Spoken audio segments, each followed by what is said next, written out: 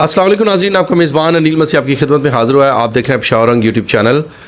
बहुत बहुत शुक्रिया कि आप अपना कीमती वक्त निकाल कर नाज़रीन इन व्लॉग्स को देखते हैं और इन्हें शेयर भी करते हैं। Thank you so much. आज की जो सबसे बड़ी बिग न्यूज़ है, बहुत बड़ी ख़बर है, पाकिस्तान तहरीक इंसाफ के चाहने वाले जो इमरान खान साहब को पसंद करते हैं या उनकी पार्टी के लिए आज का दिन एक खुशी से कम नहीं है, क्योंकि 9 मई का जो वाक़या था उसमें 8 केसेस थे जो कि बानी PTI के ऊपर थे। इमरान खान के ऊपर वो केस किए गए थे कि उन्होंने तमाम चीज़ों की पहले से प्लानिंग की हुई थी।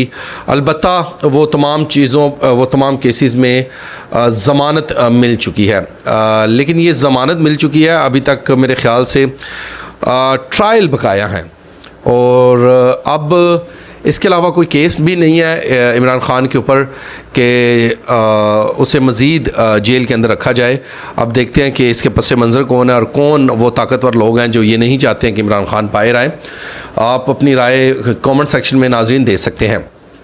तो हलीमा ख़ान ने आज एक पैगाम भी दिया है कौम को कि 8 जो केसेस थे उनमें ज़मानत हो चुकी और अब मेरे ख़्याल से कि वो ट्रायल चलते रहेंगे। अगर इमरान खान बाहर आ जाता है तो अदालतों को फेस करता रहेगा, क्योंकि इमरान खान को अदालत इसलिए नहीं पेश किया जा रहा था नाज़रीन, क्योंकि वो जो जब तक वो बाहर थे और जैसे ही वो कुर्सी से उतरे और वो मरीम नवाज़ का भी एक इसमें बयान था कि जब भी वो अदालतों में आता है और अपने साथ एक टोला लेकर आता है, ये इमरान खान साहब के जो वर्कर हैं या जो कारकुन हैं वो उनसे मोहब्बत करते हैं।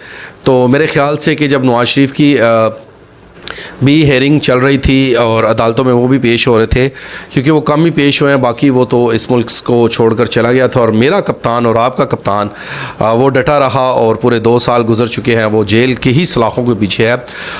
मेरे कप्तान ने कोई भी डील नहीं की। अलबत्ता हम तक तो ये बात नहीं आई, लेकिन ज़राए के तहत ये भी पता चलता है कि मेरे कप्तान ने डील की कोशिश की, लेकिन जिन लोगों के साथ वो डील करना चाह रहे थे वो तैयार नहीं हैं। तो इन चीज़ों के बारे में तो अब डिस्कशन नहीं करते हैं, लेकिन सिर्फ जो आज की जो ताज़ा तरीन सूरत हाल है नाज़रीन, वो ज़मानत मिल चुकी है, लेकिन इमरान खान आगे पेश होते रहेंगे।